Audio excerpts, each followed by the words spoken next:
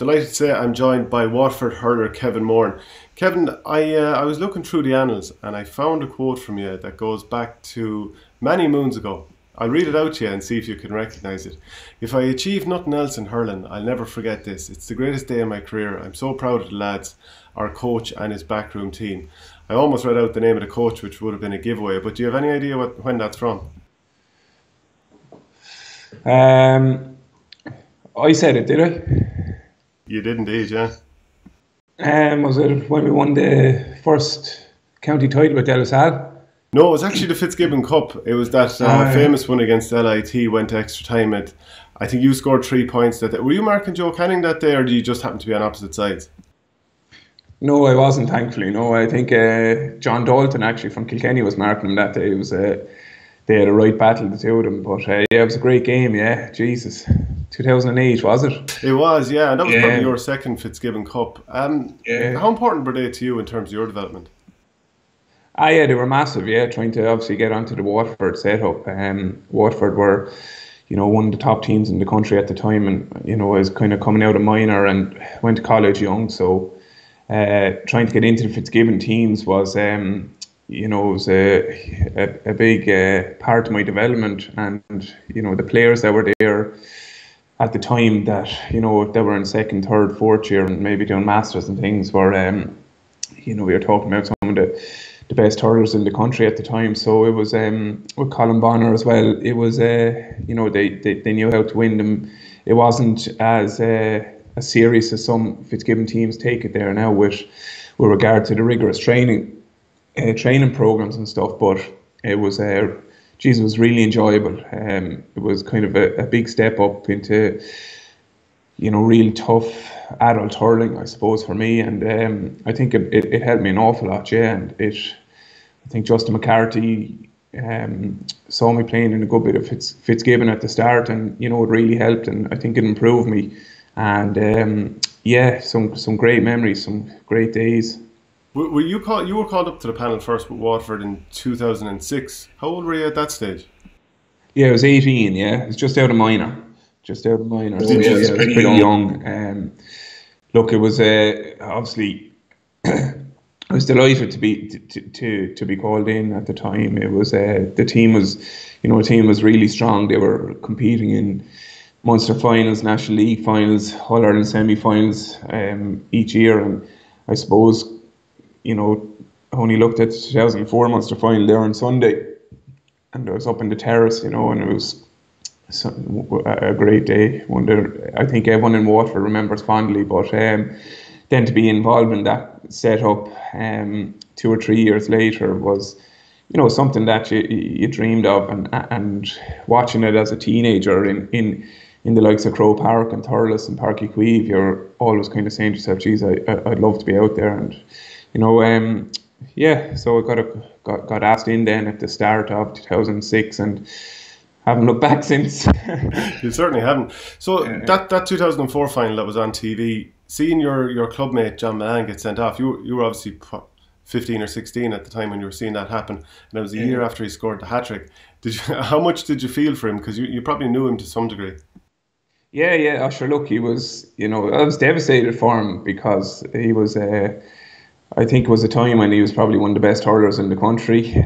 He was just unmarkable at times, and Watford were really on a crest of a wave. And 2004, then the Munster final, he was, he was really, really sharp, looked dangerous, and I was devastated for him then. I was devastated for him when he saw red, but. Look, he would have been a hero of mine and someone that you just wanted to be like him and be out there and performing on the big days and in front of the crowd. So yes, obviously then I played for years with John, but it was that was a super day, I think, for everyone involved in Waterford hurling. How did you feel when you were first going into the dressing room then in 2006 with Dan Shanahan, Ken McGrath, all these huge names in the county? Yeah, it wasn't too bad, Look, I knew I wasn't up to that standard at the time. There was an awful lot of work that I had to do to get my hurling up to that level first and foremost. But it was Justin MacCarthy was excellent at the time. He was really, he talked to you quite a bit actually, and just kind of look, down the line, you need to be working on these things. And I think Jerry Fitzpatrick was there at the time when I first got involved with the team, and he really introduced me to kind of strength and conditioning, and how what it takes to be an inter-county player at that level. So it was. Look, it took a lot. It took a little bit longer for me than I would have liked to really kind of, what would you say, nail my place on the team. And maybe the team of the noughties then was in a little bit of decline at the time. But I learned an awful lot from each individual player, and the likes of Tony Brown, Dan, Ken, John, all different aspects of their game, their mentality, their approach to training, their approach to recovery and things like that. So it'd always be kind of take little snippets of the guys that you'd look up to, yeah. Was the dressing room a very different place back then? Because everyone thinks of how professional it is now, and everyone had this perception that that team of the noughties just went out and hurled and there wasn't too much thought put into it, that it was just all flair. God, no. In fairness, it was, there was a huge drive there from, the elder statesmen on the team, and there was a top class strength and conditioning coach who the lads abided to and did their work, and did their gym, did their training, worked hard, and the professionalism has gone through the roof ever since. But I think that was really the start of it. Well, obviously I just came in at that time, but it was it was really interesting and a big step up for me to see a team at such a professional level, and playing at the top of the game, and it was something that I just wanted more and more of. So this season under Liam MacCarthy seemed to have started quite well. I was down at your game against Cork, and they had a couple of goals gone in after a couple of minutes. I don't think you were playing that particular day, but the team recovered to get the win, because in the past you might have conceded goals early and had a few heavy defeats, but there seems to be something different this year. Do you feel that you've kind of moulded well so far with Liam? Yeah, definitely. Yeah, it's look, there's an awful lot of work has gone in since Liam came in, and new faces. Everyone it's a competitive environment, and he's coming in with a fresh approach, and the likes of Steve Malumphey and Mikey Bevins in particular just have, it's a really good setup to be involved with. And look, it bodes well for Waterford hurling in the future, please God. And look, I know it's uncertain times at the moment. We thought we'd be in a different position at the moment, preparing for the 10th of May, but that's not happening, unfortunately. So look, if it's this year or next year or whenever, it's a top class environment. And as you said yourself there, a couple of times before we've started off and conceding a couple of goals, and I think that Cork game and the first game of the league gave a real belief to guys who are new into the panel and haven't performed at top against top inter-county players, that they're well able for it. So that was actually a great win, and I think it could propel us for the future. It was a very unusual game against Tipperary and Thurles. There was the 3 red cards. You got one of them yourself. It never felt like a game that warranted 3 red cards, but the fact that you went down to 13 men and still gave a creditable performance is encouraging. Yeah, exactly. Yeah, look, I think it was, I think we really, a lot of times you play against Tipperary and you're up against it, especially in Thurles. But I think we really hurled well that day. I think we actually deserved to get something out of that game, even with the 13 men. Now I know Tip lost Carl Barrett as well, but I think Watford really hurled well, missed an awful lot of chances. But again, I just thought that the young players on display, the new guys in, all coming in under Liam's reins, really just showed well, very fit, direct runners, working hard, and look, it's just hopefully getting an opportunity to continue to show the work that we've done under Liam. But it's a really enjoyable setup, I must say. It's the longest one-game ban we've ever seen. I'd say you thought you'd be back playing by now. Oh yeah. I think I'm cursed this year. It's not meant to be. Unfortunately, yeah. Jesus. But look, we'll see what happens over the next few weeks and months. But it's strange times, to say the least. Yeah. I saw a quote from you from 2018 May, so we're basically coming into that time now, and you were saying, I relish this time of year. If I didn't have it, I'd dearly miss it. There are times, situations in games where you hate it. There's no doubt about that, but basically that you just miss it so much. Are you like, the weather's getting nice, the turf is firming up. Are you missing it? Oh God, yeah. It's something that's been part of me for obviously 15 years now at this stage, and you're trying to do your own little bit on your own, and it's quite difficult. But look, you'd miss the train obviously, but I think you miss the dressing more so than anything. Chatting and having a laugh with the lads, and knuckling down to getting amongst each other, having the rows, having the crack, you name it. And I think that's what everyone misses most during these times, the social side of things. But it's look, this time of year you see the evenings are getting longer, the pitches are mad to be played on, but it's unfortunate, that it's just not happening. And how are you coping yourself at the moment? How are you keeping yourself busy? Yeah, not too bad. Yeah, I have 2 young kids, so they keep me busy. That's I don't know what I'd do if I didn't have them. They're long days, but just the usual. Trying to stick to a routine. Get up early.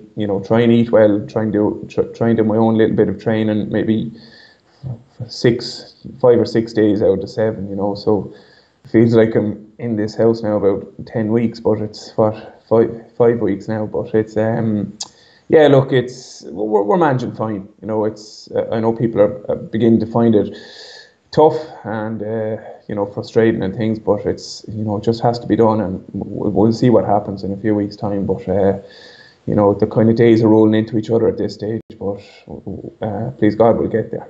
I was just thinking back over the past couple of seasons you had, and like 2017, at the time you were asked about having your dad from Galway, from Tuam, if I have it correctly, and that your uncle had played football for Watford.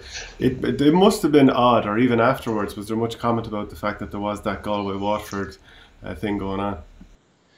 Yeah, my uncle played with Galway, so he did. Yeah, he played football, and he was a very good footballer.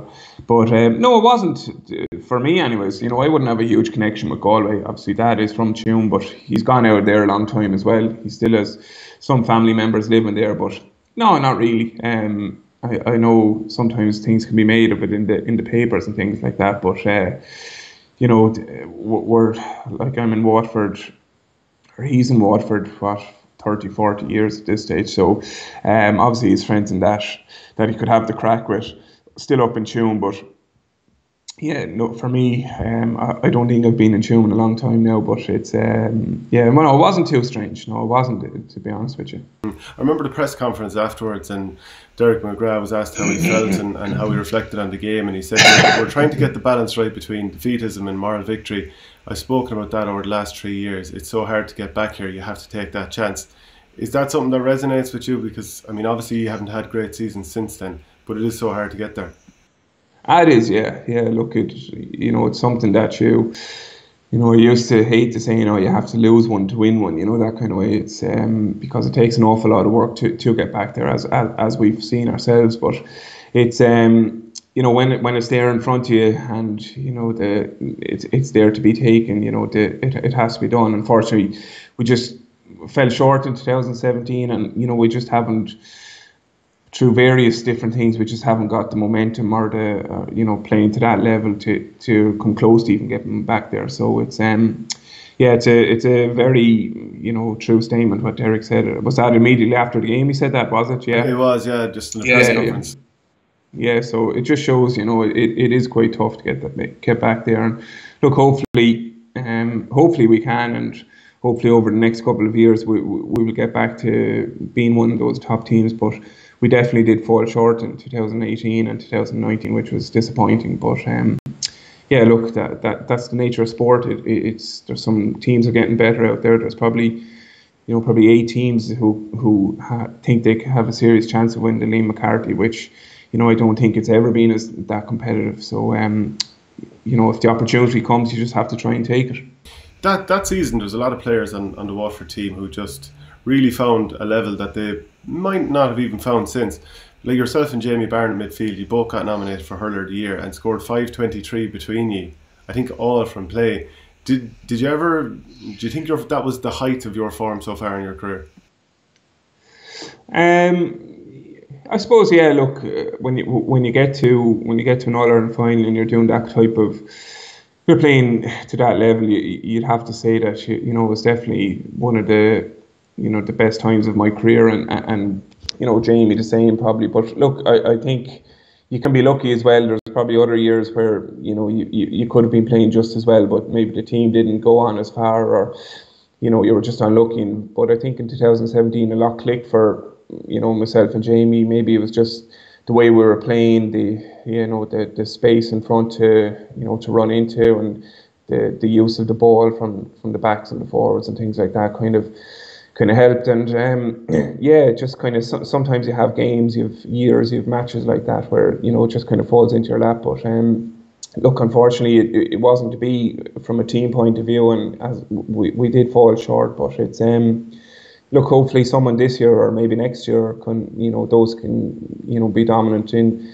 whatever position it be. And just I think you need kind of 5 or 6 lads who have really good years if you're going to win All Ireland. And as I said, we just fell short, but hopefully we can get back to that level again and see can we get to where we want to. But I definitely thought that year that you proved that you were good enough to win All Ireland. Obviously break of a ball this way and that, and it doesn't happen. But just even on a personal point of view, the fact that you scored a goal in an All Ireland final, is that something that you cherish, or the fact that you didn't win, does that dominate your thoughts on that day? Geez, definitely being captain as well. The fact that we didn't win dominates my thoughts an awful lot more than you'd think. And I actually had a very bad wide in the second half in the game myself, and I think it would have put us 2 points up. And I actually think about that an awful lot more than scoring the goal, which is, I just suppose that's the nature of the person I am. But it's you'd always think back on that day with regret, to be honest with you. And maybe in time you look back on. You look back at the game itself and things that you did well and that, but it's still, for me, it's still pretty raw just thinking back, because we haven't come close to even getting back there. And it's you just love an opportunity to get a chance, that to right the wrongs of what you did in 2017. But look, to answer your question, I think it's you always think about the defeats an awful lot more than you celebrate the wins and the things that you did well. So yeah. And like, you were captain for the league title win in 2015. I mean, that must have been a very sweet feeling to be lifting that cup up after you beat Cork that day.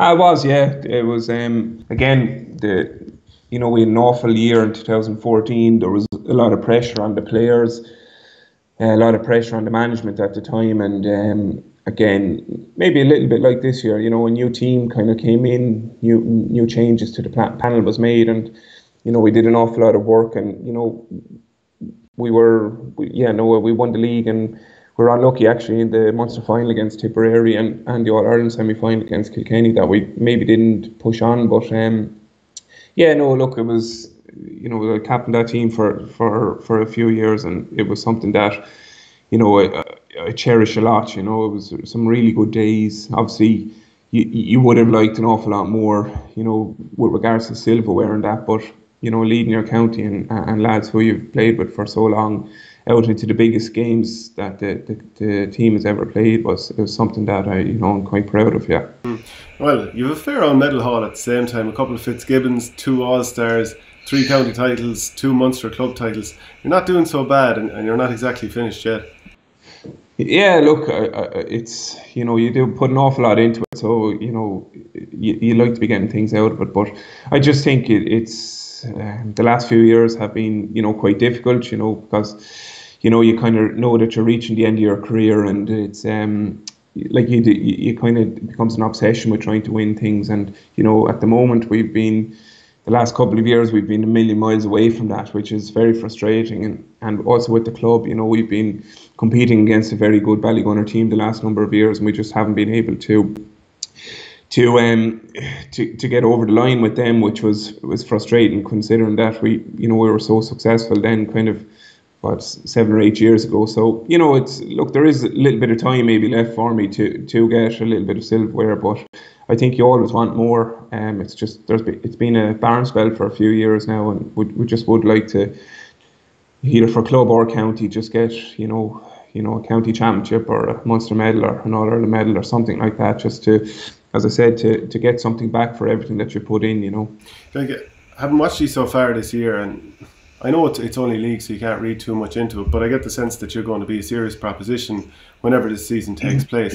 But if we can jump back to last year and how that game went against, for example, the Limerick game, and how people their performances were highlighted so much. Even like, I think you were marking Groat Hegarty, and it was probably highlighted trying to run back on him. But like that's very tough, the analysis, to have to be put under that sort of spotlight. And I know you said in the past you don't really read the papers, but are you aware of that sort of criticism when it happens?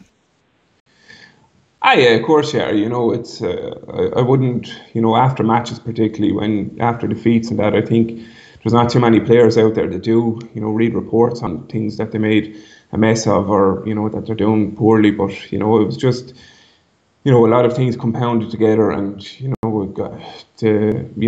think it was highlighted on the Sunday game and things like that, and the guys are there to do their job and things like that, and that's fair enough. But it's sometimes it can get a little bit personal, and nearly embarrassing for guys who have to go into work and that the next day and things like that. But it wouldn't bother me too much, to be honest with you. But it's for younger players and things like that, I think it can be tough to take, and I think analysts and that need to be a little bit more careful of how direct they're what the effect that what they're saying, what effect it has on an individual, because they don't necessarily know what they're going through. So it can be tough like that on I don't know how many people watch the Sunday game of us on a Sunday night, but absolutely they're entitled to their opinion and point out this, that and the other. But I think some people say you need to be, some of those players would be ashamed going to work tomorrow and things like that. I think that's it's way over the top, and it's something that needs to be looked at. Yeah. I mean, obviously a lot of analysts have played the game at high level and that, but do you think that they always appreciate that? Let's say you're playing wing back that day, there's nothing but like huge acres of space around you, and if someone like Groat Hegarty, who's unbelievably fast, gets the ball on the burst forward, do you think they appreciate that it's pretty much an impossible situation when you're on a team that's down to 14 men, that they're not actually thinking that in normal circumstances you'd be competing very well, but the game had just gotten away from you?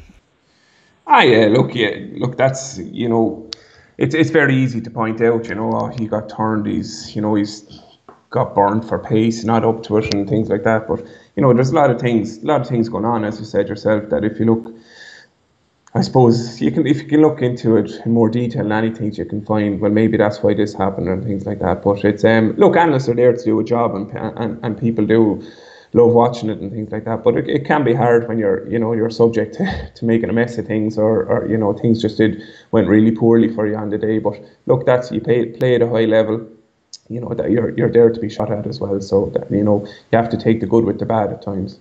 When you were younger and you were obviously a fairly talented soccer player, who was it that you got trials with, and would there have been any famous players that you played with or against? Yeah, it was when I was younger. Yeah, went over quite a bit. Yeah, went to a few different clubs. I nearly signed with Newcastle when I was doing my junior cert, and it just didn't work out, to be honest with you. They wanted me to leave school and things like that, and just I suppose not that I didn't want to. My parents didn't really want to. I was going to do a transition year and consider getting another year in school, but they were pretty adamant that you had to come over on the YTS.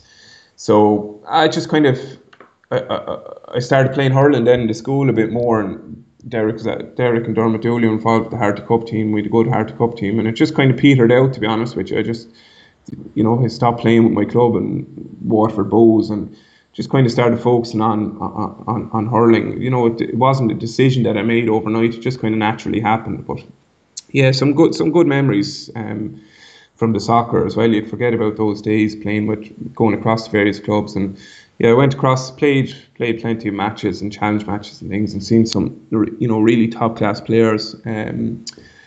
Chance, what was I played a challenge match before against Wayne Rooney. Actually, that's was playing in Newcastle at the time. We also, who else was there? Stephen Taylor was probably the main fella. Newcastle, he was Newcastle captain for some time. I can't really remember. Shane Long would have played against Shane Long actually. I think he played with St Kevin's, but St Kevin's or someone in Tipperary. St. Is that Michael's, right? was it? Was it St. Michael's?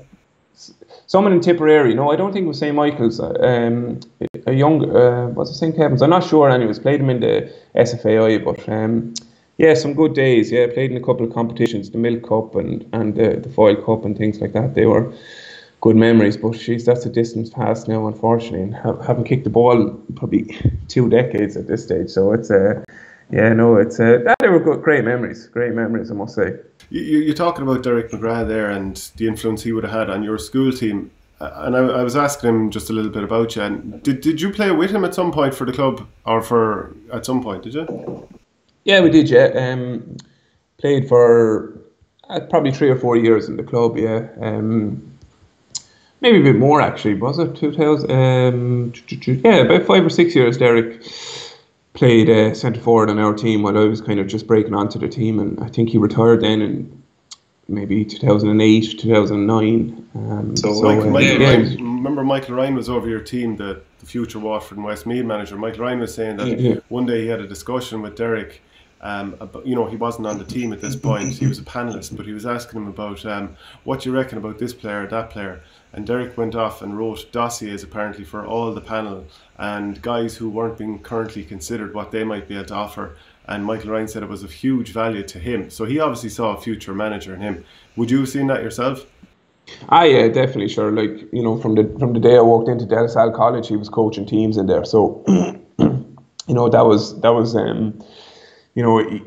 I think he knew and everyone knew exactly where he wanted to go. And, we'd a bit of success with Derek as manager with our club in 2012, and we were quite unlucky to lose a Munster club final. Was it 2000? Yeah, 2012, I think. Thurles Sarsfields beat us in a Munster club final. So, yeah, look, I think he's taking a break at the moment, but he's done it from the whole way up through schools, doing a bit in colleges, but obviously inter-county teams and things like that is where he's best fitted.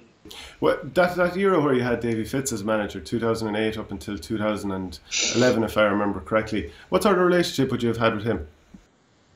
Yeah, Dave was very good to me as well. Actually, he saw the benefits of Fitzgibbon hurling. So I think Davey had an awful. He had an awful. What I would say, he loved the Fitzgibbon. He was very highly involved. He knew a lot of the players around the country who were playing at Fitzgibbon level. So it was nice to kind of, get an opportunity when he came in straight away, and he kind of knew me. So I didn't have to. Not that given that much of an impression, but he would have seen me over a couple of years playing with WIT, and I was actually injured when he first came into the Waterford setup, which was quite frustrating because they trained extremely hard, and I missed out on the first 2 or 3 months of training with it, but eventually got back in the team in late 2008, and yeah, Davey was very good. He.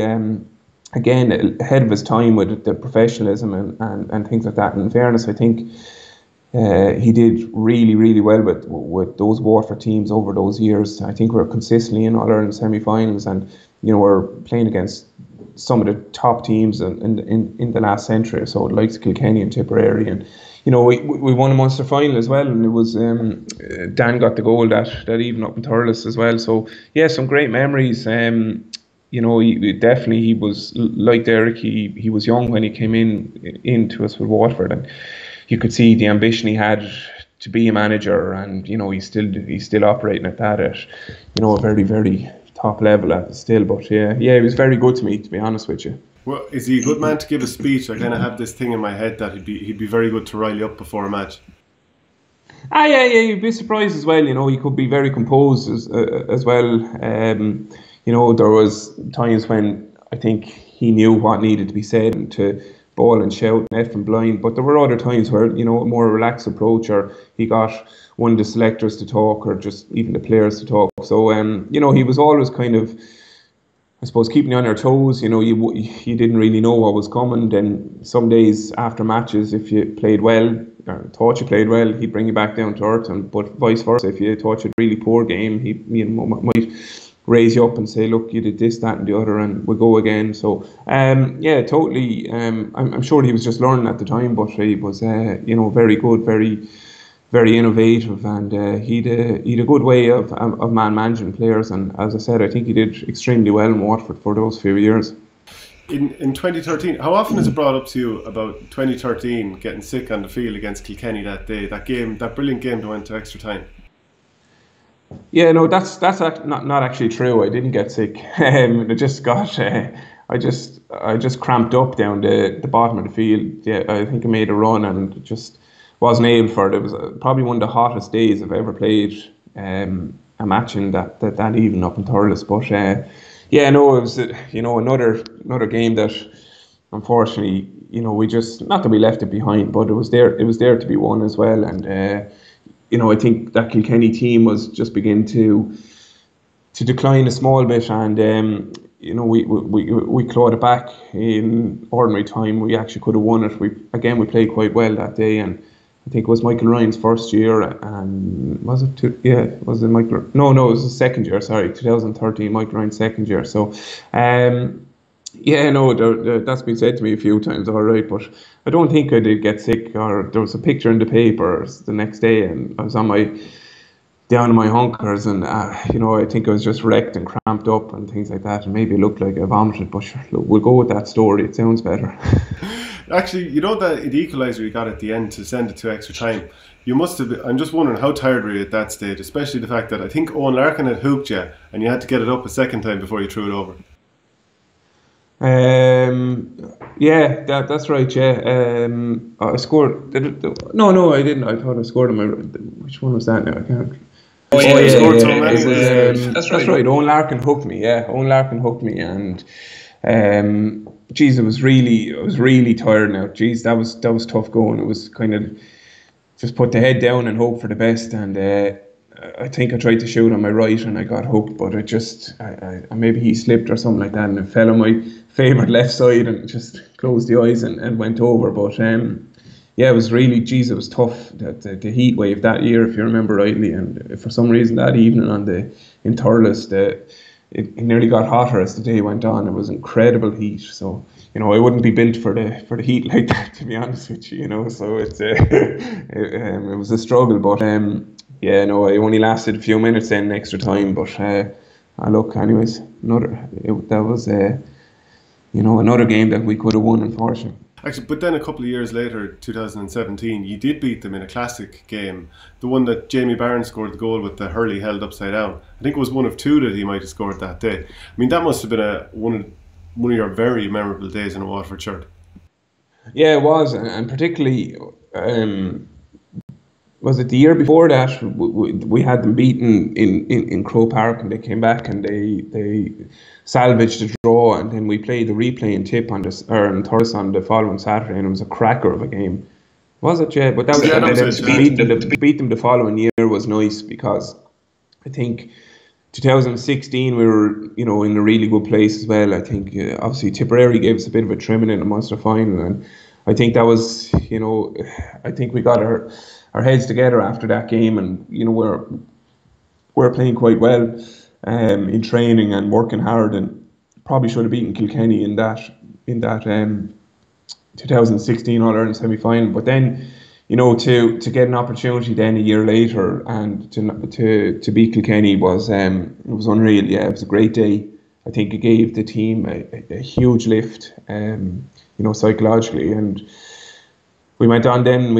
There was a Cork we played next, and Cork were a really good team at the time. They were, I think, double Munster champions, and in a really good game as well. But yeah, that game up in Thurles that you alluded to was a special night, I think, because I think we were 7 or 8 points up, and and we were quite dominant in the game, and all of a sudden Kilkenny, being Kilkenny, just out of nowhere got it back to level, and actually should have won the game, I think, if I remember rightly. They missed a chance at the end.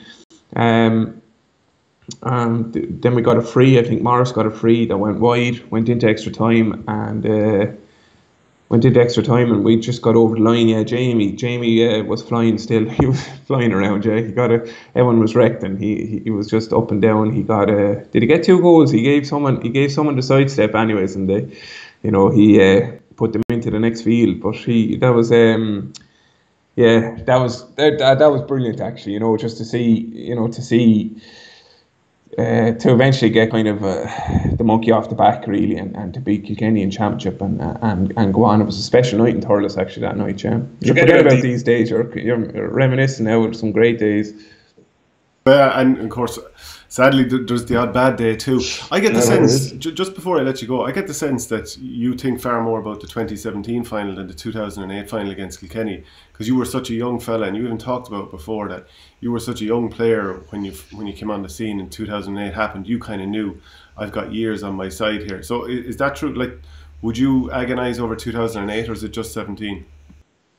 And 17, obviously, an awful lot for various personal reasons. Obviously, an All-Ireland finals, but I think 2008, that Kilkenny team were just absolutely incredible, and let's be realistic, we were never going to win that day, particularly the start that we had, and we just didn't play well enough, and the team were better at the time, and we tried a few things to stay in the match at the start. It just didn't happen, and it just wasn't to be, and it was an experience, a tough day, obviously, that 2008 final, but something that, I think you learned an awful lot from, and unfortunately didn't get too many opportunities to play in All-Ireland finals, but I thought the 2008 final would help me, if we were ever to get back there in those big matches. And I think the 2017 was, was pretty, it was tough to take. It was, it was there to be won. Unfortunately, Galway were very good on the day. But so yeah, look, there, you'll always forget that, I suppose, till the day you die. But that's the nature of sport. It's you just can't, it means so much to you, and you put so much time into it. It'd be. You can't just forget about it and say, feck it, But maybe if we won one in the next couple of years, it might kind of ease that pain. But no, definitely, yeah, from a personal level, 2017 was quite a tricky one to get over, and a disappointment, and and that's maybe we're only recovering from it now. Actually, the semi-final, Austin Gleeson's famous goal, the one that was immortalised in the game with all the slow-mos and the brilliant angles. Do you remember that happening in the moment? Like, what was your memory of it? I do, actually, yeah. I remember telling him to pass, but I think Brick was outside him, and but in fairness, that was probably one of the best goals I've ever seen. Just incredible skill. Just, I think he went to have a shot, got hooked, and just opened up. And Austin's incredibly fast chap, and the skill levels combined. I think 4 or 5 players of the Cork team are, on the ground, and the ball was in the net. It was an incredible goal, and I think it just kind of sealed the victory that day, for us to get to the All-Ireland final. And if I remember rightly, we needed it at the time because Cork had a player sent off, and is that right? Cork had a player sent off, and yeah, I think they got the next 2 or 3 points as well. So we kind of went from 1 up to 2 down, and all of a sudden then I think Jamie got a goal. In fairness, Austin did brilliant to set him up for the goal, and we got a kind of point or 2 up, and then it was tit for tat for a few minutes. When I think we were 2 or 3 points up, when maybe a bit more, I'm not sure, when Austin got that incredible goal. I think it was an incredible goal. Jesus, the confidence and the skill he showed, that just in that passage of play was second to none. And then finally, I look at your team and I think, if you get everyone together, get everyone fit and flying, like Stephen O'Keefe in goal, and you can add plenty more into this as well, but I think Conor Prunty looks like he's going to be an unbelievable full-back. Callum Lyons, probably the country doesn't realise how good he is just yet. Austin Gleeson, yourself, Jamie Barron, Pádraig Mahoney. I'm excited to see what happens with Desi Hutchinson. I presume you haven't given up the hope of getting back there and win that All-Ireland, because the raw materials are there. No, look, yeah, exactly, Shane. I wouldn't be still training with the lads and putting an awful lot of effort in.